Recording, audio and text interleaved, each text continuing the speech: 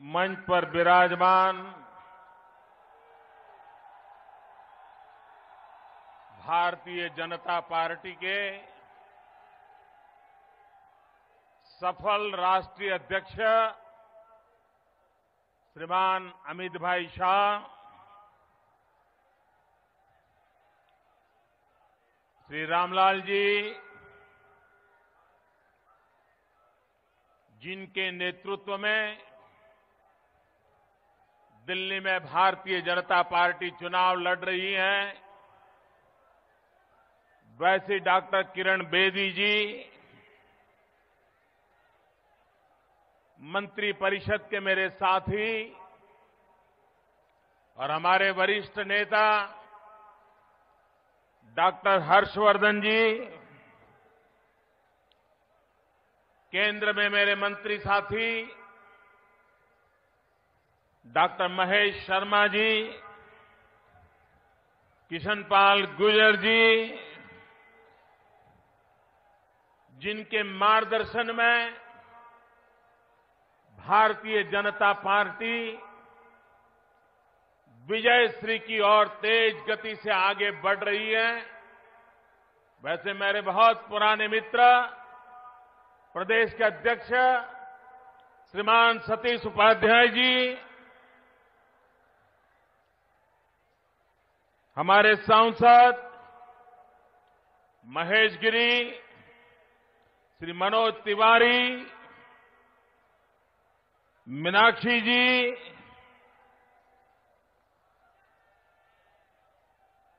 इस चुनाव में भारतीय जनता पार्टी के उम्मीदवार सरदार एमएस धीर जी,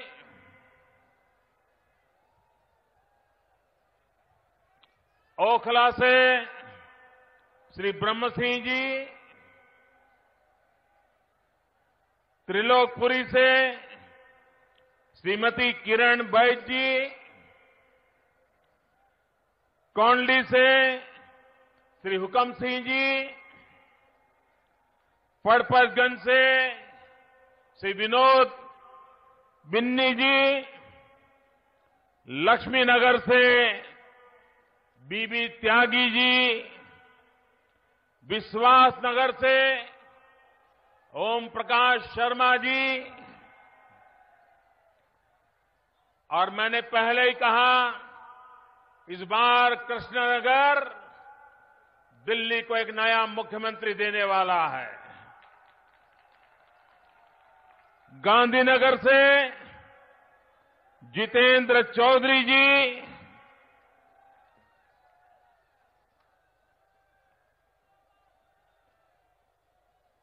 शाहदरा हमारे साथी श्री जितेंद्र सिंह जी, सीमापुर कर्मवीर सिंह चंदेल, श्री साहिब सिंह चौहान, बाबरपुर से नरेश गौड़, गोकलपुर से रंजीत कश्यप, मुस्तफाबाद से जगदीश प्रधान, करावल नगर से मोहन सिंह जी, मंच पर उपस्थित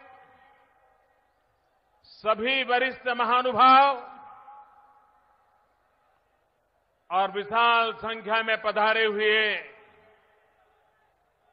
दिल्ली के प्यारा मतदाता भाइयों और बहनों, आप दिल्ली के मतदाता हैं। आप दिल्ली में मतदान करने वाले हैं, लेकिन ये चुनाव कौन विधायक बने, कौन न बने, कौन मुख्यमंत्री बने, कौन न बने, किसकी सरकार बने, किसकी सरकार न बने, इतने मात्र के लिए सीमित नहीं है। ये चुनाव पूरी दुनिया में हिंदुस्तान की छवि कैसी हो, दुनिया हिंदुस्तान को किस रूप में देखें, अगर दुनिया को हिंदुस्तान की पहचान करानी हो तो कहां से कराएं?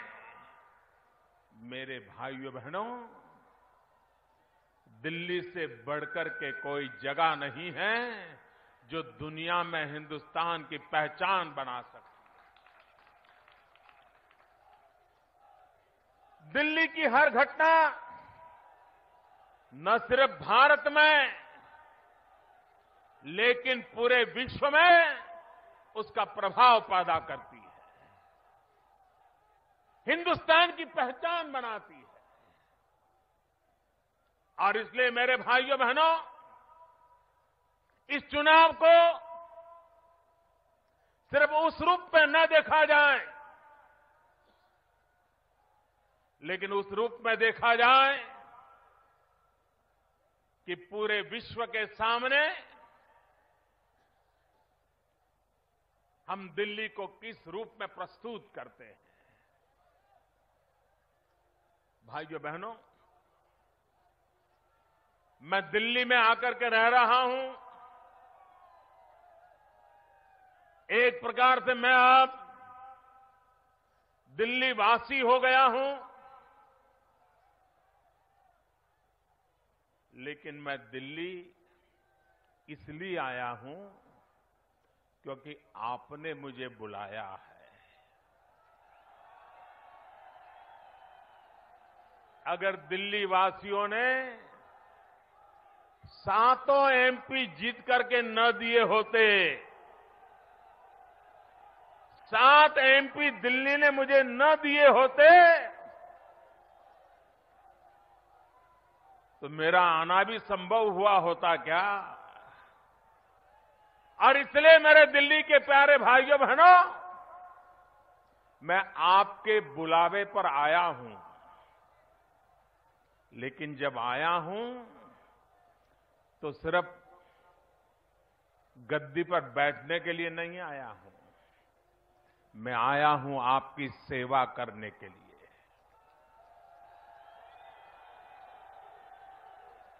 मैं आया हूं आपसे कंधे से कंधा मिलाकर के काम करने के लिए। मैं आया हूं पिछले 15 साल से दिल्ली ने जो बर्बादी देखी है, उन सारी मुसीबतों से दिल्ली को बाहर निकालने के लिए आया हूं। और भाइयों बहनों, मुझे सिर्फ दिल्ली में साउथ ब्लॉक में बैठने के लिए आप जगह दे दें, इतने से बात बनती नहीं है। मुझे तो यहां से हर गली मोहल्ले की सेवा करने का मौका चाहिए, आपकी सेवा करने का मौका चाहिए। आप यहां एक ऐसी सरकार बनाइए, आप यहां ऐसे लोगों को चुनिए जिनके साथ मैं कंधे से कंधा मिला करके आपकी हर समस्याओं के समाधान करने के लिए आपका एक सच्चा सेवक बनकर के काम कर पाऊं। और इसलिए मैं आज दिल्ली के पास आशीर्वाद मांगने के लिए आया हूं। भाइयों बहनों, चुनाव में आरोप होते हैं, प्रत्यारोप होते हैं, ईमानदारी के वादे भी होते हैं, झूठे वादे भी होते हैं, भ्रम फैलाने का प्रयास भी किया जाता है। लेकिन मेरे भाइयों बहनों, जनता जनार्दन में दूध का दूध और पानी का पानी परखने की बहुत ताकत होती है। और जनता एक बार गलती कर सकती है, जनता बार बार गलती कभी नहीं करती। एक साल पहले जिन सपनों को लेकर के दिल्ली के लोगों ने मतदान किया था, उन्हीं लोगों ने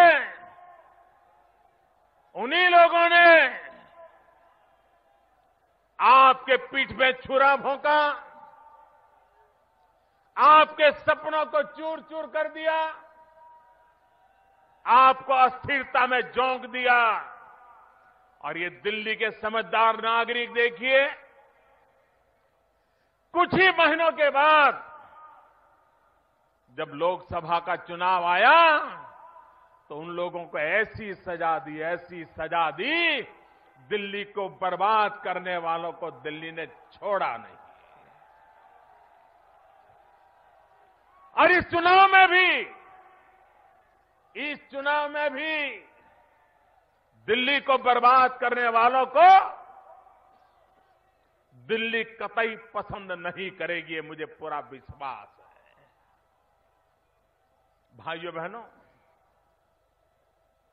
जो लोग बड़ी बड़ी बातें करते हैं उनका ट्रैक रिकॉर्ड भी देखना चाहिए। हिंदुस्तान में किसी एक दल ने एक चुनाव में सर्वाधिक लोगों ने की जमानत जब्त हुई हो, ऐसा वर्ल्ड रिकॉर्ड अगर किसी ने किया हो तो उस दल को आप भली भांति जानते हो। जमानत जब्त करवाने का वर्ल्ड रिकॉर्ड,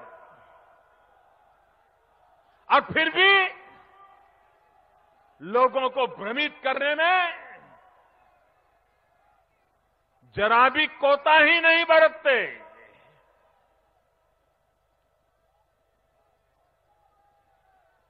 मुझे कोई बता रहा था, एक बड़ा चतुर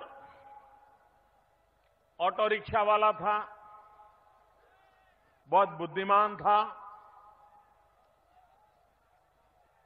बात को नए तरीके से कहना, कैसे कहना, लोगों की आंख में पल भर के लिए धूल कैसे झोंकना, बड़ा माहिर था। तो उसने अपनी ऑटो रिक्शा पे बोर्ड लगाया था कि मुफ्त में रिक्शा में बैठिए, मुफ्त में रिक्शा में बैठिए। तो कोई भी बाहर का व्यक्ति आता था, उसको लगता है यार तो बड़ा सेवाभावी व्यक्ति है, मुफ्त में बिठाता है, तो बैठ जाते थे। और फिर बताते थे कि वहां जाना है तो ले जाता था। और जब रिक्शा में से उतरने लगते थे तो पैसे मांगता था। उन्होंने कहा, भाई तुमने तो बोर्ड लगाया है कि रिक्शा में बैठना मुफ्त में।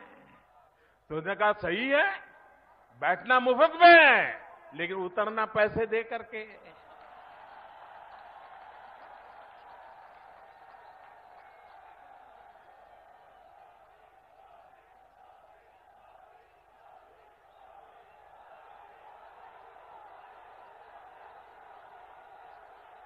अब मुझे बताइए,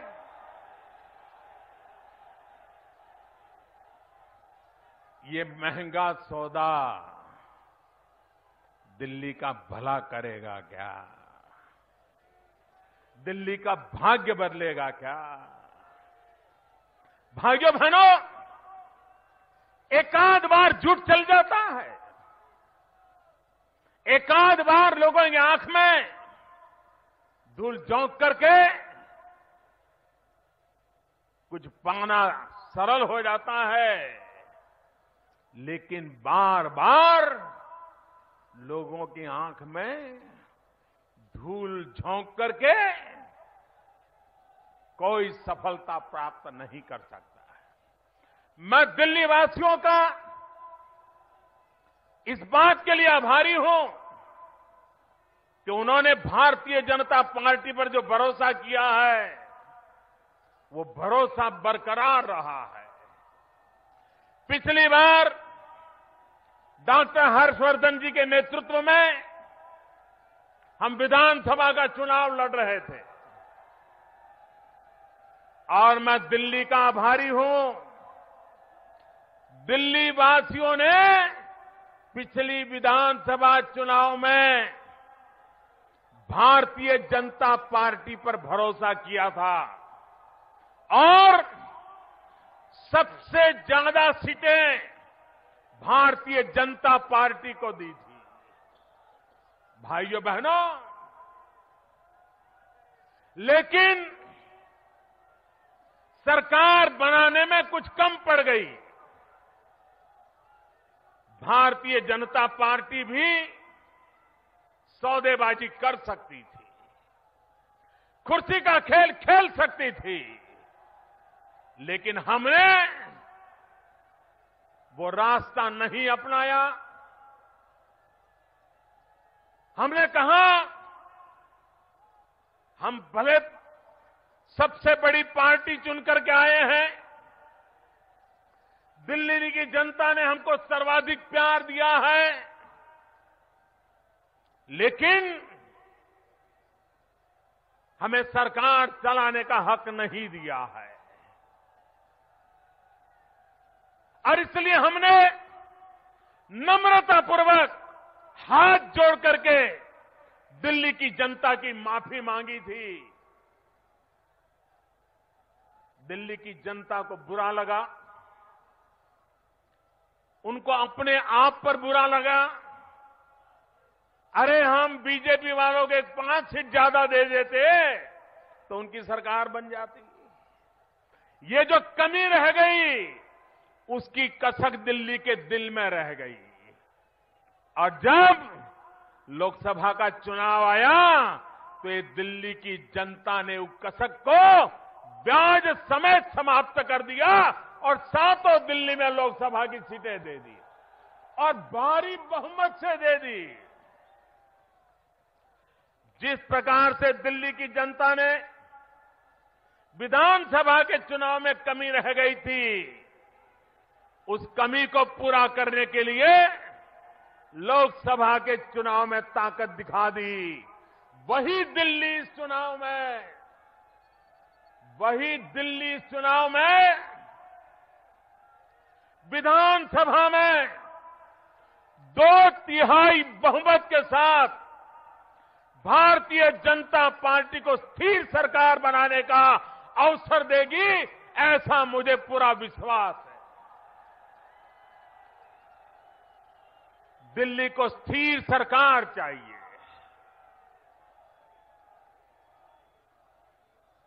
दिल्ली को सरकार चलाने का तजुर्बा वाले लोग चाहिए। बहन किरण जी के नेतृत्व में,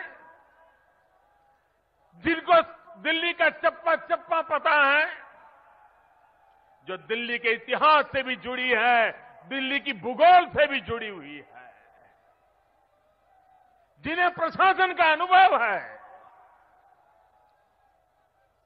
वो मजबूत इरादे भी हैं और मजबूत कंधे वाली भी महिला है। वे इस बोझ को उठा करके दिल्ली को नई ऊंचाइयों पर ले जाएगी, इसका मुझे पूरा विश्वास है। भाइयों बहनों, और मैं तो आपके लिए सेवक के रूप में हमेशा आपकी सेवा के लिए हमेशा तत्पर हूं। भाइयों बहनों, ये दिल्ली में पीने के पानी की समस्या हर हमेश परेशान करती रहती है कि नहीं करती रहती है? हमेशा ये चिंता रहती है कि नहीं रहती है कि हरियाणा पानी देगा या नहीं देगा? दिल्ली में कांग्रेस की सरकार, हरियाणा में कांग्रेस की सरकार, उसके बावजूद भी दिल्ली पानी के बिना तरसता था कि नहीं तरसता?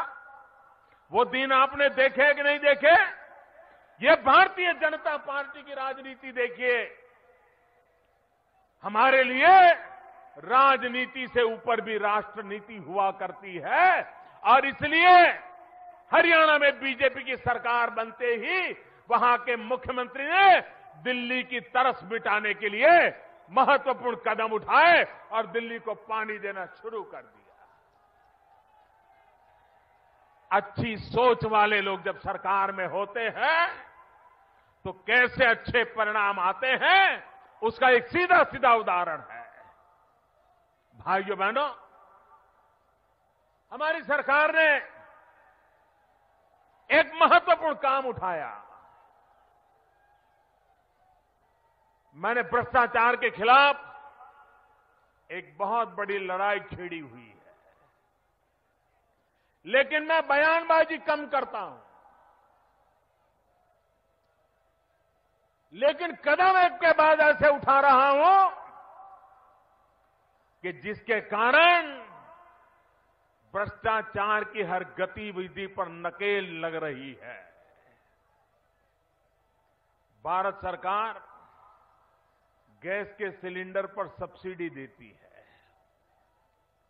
वो सब्सिडी किसको जाती है, बीच में कहां जाती है, मलाई कौन खाता है, ये सारे सवाल बार बार उठते रहे हैं। क्या कोई उसका उपाय नहीं था? आज मैं गर्व के साथ कहता हूं, हमने उपाय खोजा और 3 महीने के भीतर भीतर 9 करोड़ परिवारों में गैस सिलेंडर की सब्सिडी के पैसे सीधे सीधे उनके बैंक खाते में जमा करवा दिए।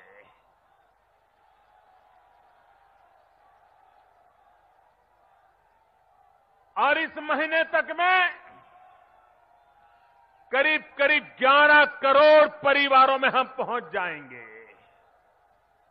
यानी देश की आधी आबादी तक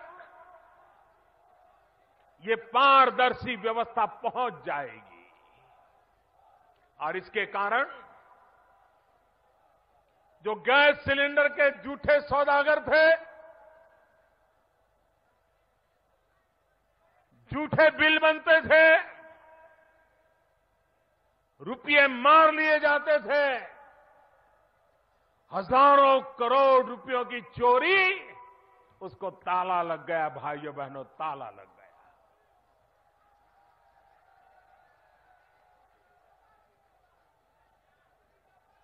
इतना ही नहीं भाइयों, इस देश के गरीब को आर्थिक व्यवस्था के ढांचे में कभी जोड़ा नहीं गया। 7 करोड़ से अधिक परिवार आर्थिक व्यवस्था के ढांचे से बाहर थे। गरीब का बैंक में खाता नहीं खुलता था और गरीब को साहूकार के हाथ से पैसे लेना जाना पड़ता था। ऊंचा ब्याज का दर रहता था। एक प्रकार से गरीब का पूरा पैसा ब्याज देने में चला जाता था। भाइयों बहनों, उसका परिणाम यह हुआ कि गरीबों को बेमौत मरने की नौबत आती थी। जवान बेटी शादी तय हुई हो, पैसों के अभाव में बेटी कवारी रह जाती थी। क्या हिंदुस्तान के पैसे गरीब के काम आने चाहिए कि नहीं आने चाहिए? क्या गरीब को उस पैसों का लाभ मिलना चाहिए कि नहीं मिलना चाहिए? क्या गरीब हमारा इन बैंकिंग व्यवस्था का हिस्सा बनना चाहिए कि नहीं बनना चाहिए? भाइयों बहनों, हमने एक बीड़ा उठाया। इतने कम समय में हिंदुस्तान के हर गरीब का दरवाजा खटखटाया, सामने से जाकर के उसको बैंक का खाता खोलने के लिए निमंत्रित किया। भाइयों बहनों, बैंक का खाता खोलने के साथ गरीब को 1 लाख रुपये का अकस्मात बीमा भी दे दिया गया। आज अगर गरीब के परिवार में कोई संकट आएगा, 1 लाख रुपए का बीमा उसका मंजूर हो जाएगा। गरीब की चिंता कैसे होती है? वो नारेबाजी से नहीं होती है। एक के बाद एक महत्वपूर्ण कदम उठाने पड़ते हैं, और कदम भी कागज पे नहीं, सफलतापूर्वक उसको लागू करना होता है, समय सीमा में लागू करना होता है, तब जाकर के उसे उसका लाभ मिलता है। मेरे दिल्ली वासियों, मैंने पहले ही दिन कहा था, ये सरकार गरीबों के लिए है, ये सरकार गरीबों को समर्पित है। और इसलिए भाइयों बहनों, हमने सरकार में आते ही संकल्प किया है, जब देश की आजादी के 75 साल हम मनाएंगे, 2022 में भारत की आजादी के 75 साल होंगे। भगत सिंह, सुखदेव, राजगुरु, ऐसे अनेक महापुरुष जो फांसी के तख्त पर चढ़ गए हमारी आजादी के लिए। महात्मा गांधी के नेतृत्व में देश के लाखों नौजवानों ने अपनी जवानी जेलों में खपा दी, तब आजादी मिली है। देश की आजादी के लिए जीने मरने वाले लोग, उनके सपने पूरे होंगे कि नहीं होंगे? और इसलिए भाइयों बहनों, जब आजादी के 75 साल होंगे, तब हिंदुस्तान हमारे इन महापुरुषों के सामने हमारा वो चेहरा कैसा हो। और इसलिए हमने संकल्प किया है कि जहां झोपड़ी है, वहीं पर पक्का मकान बना करके उस झोपड़ी में रहने वाले को मकान दिया जाएगा।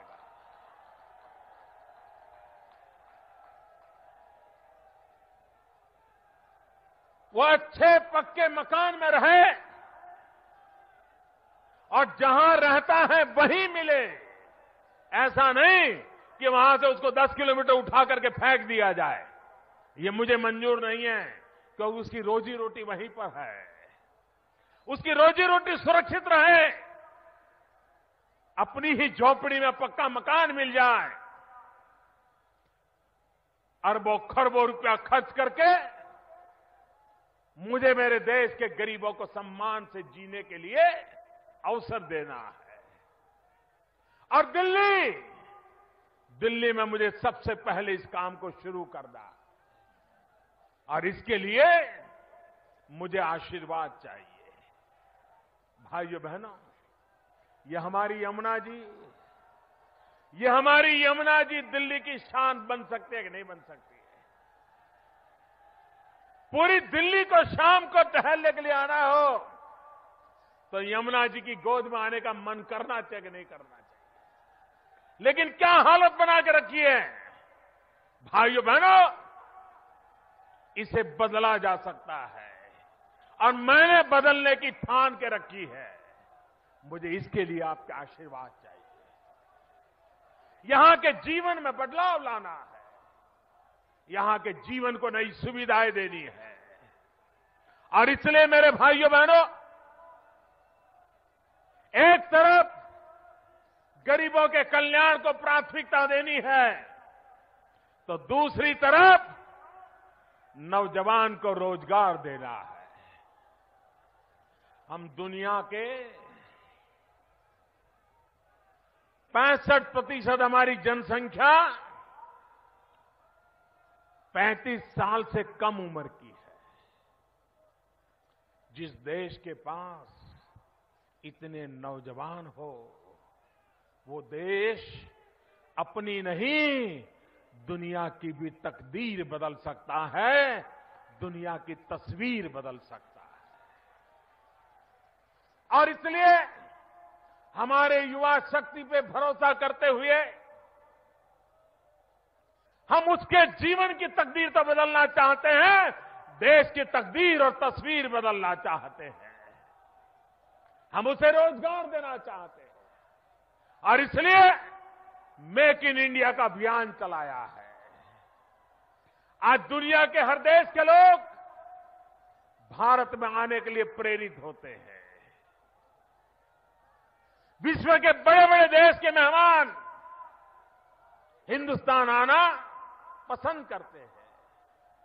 मैं तो हैरान हूं, कुछ लोग विवाद खड़ा कर रहे थे ओबामा को लेकर के। जो हमारे आलोचक हैं, मैं उनको पूछना चाहता हूं, अगर ओबामा आए और 26 जनवरी के कार्यक्रम के सिवाय कुछ न हुआ होता, नमस्ते नमस्ते करके चले गए होते, तो ये विरोधी हमारे लोग हमारी चमड़ी उधेड़ देते कि नहीं उधेड़ देते? दिल्ली के चुनाव में दिन रात ओबामा के गीत गाते कि नहीं गाते? हमें बदनाम करने का कोई मौका छोड़ते क्या? अगर रत्ती भर भी विफलता रही होती, थोड़ी सी भी चूक रही होती, देश की आशा अपेक्षाओं से एक तसु भर भी कम रहा होता, तो हमारे विरोधियों ने हमारे बाल नोच लिए होते। और तब कोई नहीं पूछता कि दिल्ली चुनाव में आप ओबामा को लेकर के मोदी को गाली क्यों दे रहे हो, कोई नहीं बोलता। भाइयों बहनों, भारत आज विश्व के सामने एक ताकत बनकर के खड़ा हुआ है। आप मुझे बताइए भाइयों, आज दुनिया भर में हिंदुस्तान का जय जयकार हो रहा है कि नहीं हो रहा है? पूरी ताकत से बताइए, हो रहा है कि नहीं हो रहा है? दुनिया हिंदुस्तान का लोहा मानने लगी है कि नहीं मानने लगी है? विश्व भर में भारत का जय जयकार हो रहा है कि नहीं हो रहा है? भारत की गणना हो रही है कि नहीं हो रही है? विश्व भारत से दोस्ती बनाना चाहता है कि नहीं चाहता है? क्या कारण है? क्या कारण है? क्या कारण है मेरे भाइयों? मोदी कारण नहीं है मेरे भाइयों, मोदी कारण नहीं है। आज पूरी दुनिया भारत की तरफ देख रही है, उसका कारण यह है, उसका कारण मोदी नहीं, उसका कारण आप है, हिंदुस्तान की जनता। 30 साल के बाद आपने हिंदुस्तान में पूर्ण बहुमत वाली स्थिर सरकार बनाई है, और पूर्ण बहुमत वाली स्थिर सरकार बनाई है। इसके कारण दुनिया का कोई भी बड़ा महापुरुष, दुनिया का दिग्गज से दिग्गज नेता भी जब मोदी से हाथ मिलाता है ना, मोदी की आंखों में आंखें जब मिलाता है, तो उसे मोदी नहीं दिखता है, उसे 125 करोड़ हिंदुस्तानी दिखते हैं। ये 125 करोड़ हिंदुस्तानियों की ताकत है कि जिन्होंने पूर्ण बहुमत वाली स्थिर सरकार बनाई, और इसके कारण पूरा विश्व भी भारत का लोहा मानने लगा है। मेरे भाइयों बहनों, 1 साल के बुरे दिन गए, 1 साल के बुरे दिन आपने देख लिए। दिल्ली में कुछ लोगों ने 1 साल बर्बाद करने का पाप किया है। इसलिए मेरे भाइयों बहनों, जिस प्रकार से विश्व में हिंदुस्तान का डंका बज रहा है, हिंदुस्तान में दिल्ली का डंका बजाना है, तो दिल्ली में पूर्ण बहुमत वाली स्थिर सरकार चाहिए। पूर्ण बहुमत वाली स्थिर सरकार चाहिए, किरण बेदी के नेतृत्व में भारतीय जनता पार्टी की सरकार चाहिए। मैं आपको विश्वास दिलाता हूं, दिल्ली ने कभी सोचा नहीं होगा, देखने का तो सवाल ही नहीं है, वैसी ईमानदार सरकार दिल्ली को मिलेगी। ये मैं आपको विश्वास दिलाने आया। भाइयों बहनों, मतदान अवश्य करें। लोकतंत्र में मतदान हमारा दायित्व होता है, हमारी जिम्मेवारी होती है। पूर्ण बहुमत वाली सरकार चुनने के लिए मतदान करिए। भारतीय जनता पार्टी की सरकार चुनिए। कमल के निशान पर बटन दबा करके भारतीय जनता पार्टी को विजयी बनाइए।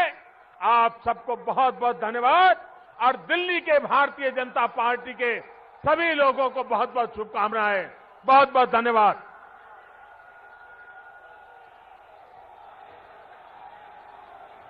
इस मंच की ओर से यहां पर आए हुए भारतीय जनता पार्टी के सभी